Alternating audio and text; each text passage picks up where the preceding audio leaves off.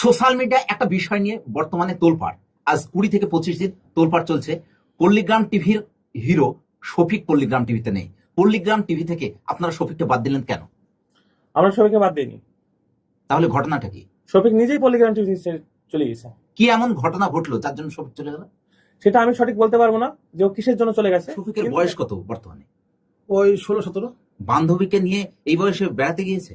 ও যখন 13 বছর বয়স তখন থেকে ওই কালচার, এরকম কালচার ছিল। আজকে 130 জন আমরা কাজ করি, তো সব ছেলে মেয়ে আমাদের বাপ মায়ের গার্জেনরা যারা আমাদের পাঠায়, আমাদের বিশ্বাস আছে যে ওইখানে গেলে ছেলে মেয়ে ভালো থাকবে। ঠিক আছে, আমরা সেইভাবে আমরা মানে এবারে পরিচালনা করতে চাই। কিন্তু ওকে এমন ভাবে মানে ও আচরণ করতে লেগেছিল যে আমাদেরকে আজ মানে টাইট করার চেষ্টা করেছিল, মানে বোঝানোর চেষ্টা করেছিল। হয়তো বুঝতে চাইলো না আমাদের ব্যাপারটা, তাই বেরিয়ে গেছে। বেশি কিছু বলার দরকার নাই। এমনও কিছু হয়েছে, আমরা ভিডিও করতে যাই, পল্লীগ্রাম টিভি অনেক ফেমাস, আমরা তো অনেক দর্শক আসে দেখতে। ওদের সামনে সিগারেট ওপেন, এই সবই সিগারেট চাইলে মানে বাবার টাকা খাচ্ছি না, নেট টাকা খাচ্ছি, এই যে ডায়লগ সামনে সবার সামনে। আমরা কি সবকে, আমি সবের জন্য আমার জানকে আমার ভাই মতো দেখি, নিজের ভাই মতন, মায়ের পেটে ভাই যেমন দেখে না ওইভাবে দেখতাম। আমাকে কোলে করলে এসছি, ভিডিও করেছি। অনেকদিন পালিয়ে গেছে মাঠে, ভিডিও করবে না বলি মাঠে ধরে এসছি। হ্যাঁ, ওর বাবা আমার গলা ধাক্কা নিচ্ছে, ভিডিও করে আমার ছেলে খাবে না, সব আমার বাড়ি থেকে। তা কুকুরের মতন ঘুরেছে, আবার তারপর খেয়ে দেবনা চাষা ভিডিওটা করতে নিয়ে যায়। হ্যাঁ, এইভাবে অপনও খেয়েছি। তারপর সব এই জায়গায় তো পল্লীগ্রাম টিভিতে হারুন ভাইকে নিয়ে আমি কিছু বলবো। তো হারুন ভাই কি বললো ভিডিওতে, যে আমি নাকি মদ খেয়ে রাস্তায় পড়ে থাকি, মেয়েদেরকে নিয়ে ঘুরতে যাই, হোটেলে থাকি, সিগারেট খেয়ে বেড়াই, রাস্তায় সিগারেট খেয়ে বেড়াই। তো আমি যতটুকু জানি যে 18 বছর না হলে কোনো ছেলে মেয়েকে হোটেলে জায়গা দেয় না। আর তুমি তো নিজে মুখে বললা যে আমার বয়স 16, আমার বয়স 16 বছর। আপনারা হয়তো জানবেন, আপনারাও জানেন এই ব্যাপারটা। তো আপনারা আর বিচারটা করবেন, কমেন্ট অবশ্যই বলে যাবেন। আর তুমি কি বলেছিলা আমি নাকি তোমার ছোট ভাইয়ের মতো।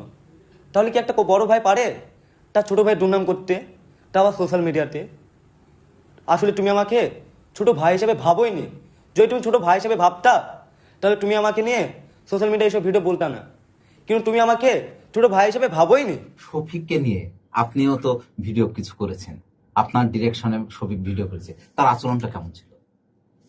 দেখেন, আমাদের পল্লীগ্রাম টিভি চ্যানেলে প্রতিনিয়ত সামাজিক ভিডিও হয়। আমরা ভিডিও করি সমাজের কিছু ঘটে চলা কাহিনী, যেগুলো আমরা চিত্রনাট্যের মাধ্যম দিয়ে প্রত্যেকটা অডিয়েন্সের সামনে এনে দিই।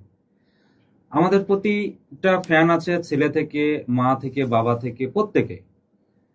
তো আমাদের শফিককে নিয়ে আমাদের ভিডিও কন্টিনিউ হয়। তো শফিকের অনেক চালচলন অনেক খারাপ, বিভিন্ন রকম। সে আমাদের পল্লীগ্রামের ডাটা বিভিন্ন জায়গায় সেল করে, নিজের আইডি পল্লীগ্রাম থেকে রিলস কেটে কেটে আইডি বানায়, সেইগুলোকে বিভিন্ন জায়গায় সেল করে। এই মানে এমন কোনো কাজ নেই, সে বিভিন্ন মেয়েদের সাথে সম্পর্কর কারণে সে দেখা যাচ্ছে যে সেই মেয়েগুলো ওখানে হোটেলে যায়, মানে আমরা শুনতেই থাকি কন্টিনিউ।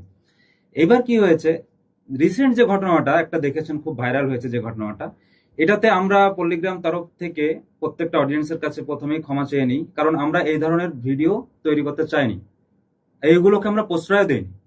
কারণ আমাদের ভিডিওটা সবাই দেখে এবং সবাই আমাদেরকে শুধুমাত্র এই সামাজিক ভিডিও বলে আমাদেরকে এতটা ভালোবাসা দেয়। সেই জায়গা থেকে আমাদের যারা চ্যানেল কর্তৃপক্ষ আছে, আমাদের ওনার থেকে শুরু করে আমাদের আরেক ডিরেক্টর ভাই এবং যারা আদার্স সবাই আছেন, তারা প্রত্যেকেই একটা কথাই, যে তুই এই নোংরা পথে যাস না, যাস না, যাস না। এত গাইডের পরেও সে পল্লীগ্রাম থেকে নিজে ছেড়েছে, পল্লীগ্রাম থেকে কেউ বের করে দেয়নি, সে নিজে থেকে চলে গিয়েছে। কারণ তার সেই নোংরা রাস্তা থেকে আমরা বাধা দিচ্ছিলাম, সে যেন নোংরা রাস্তায় না যায়, সে যেন সুষ্ঠুভাবে চলতে পারে। কারণ সে একজন সেলিব্রিটি, কারণ সে যেটা করবে আজকে তার যত ফ্যান ফলোয়িং আছে ফলো করবে, সেটাই করবে। একটা বাচ্চা থেকে শুরু করে সব আইডল। তারপরে আছে মতিউলদা।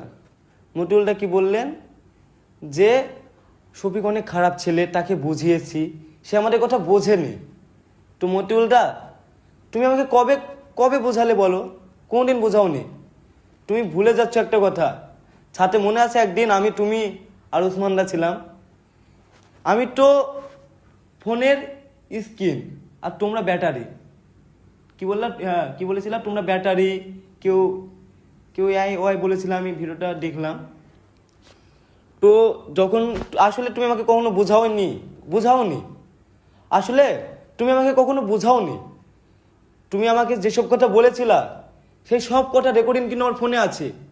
আমি পারলে কিন্তু এখন শোনাতে পারি তোমার সব কথা। সাথে মনে আছে কি, তোমার কথা মনে পড়ছে যে তুমি আমাকে কি বলেছিলা সাথে? সেই রেকর্ডিংটা কিন্তু আমার ফোনে আছে। সেই রেকর্ডিংটা আমি আমার মালিককেও শোনাইনি, কারণ আমি তোমাদেরকে অনেক সম্মান করি, অনেক ভালোবাসি।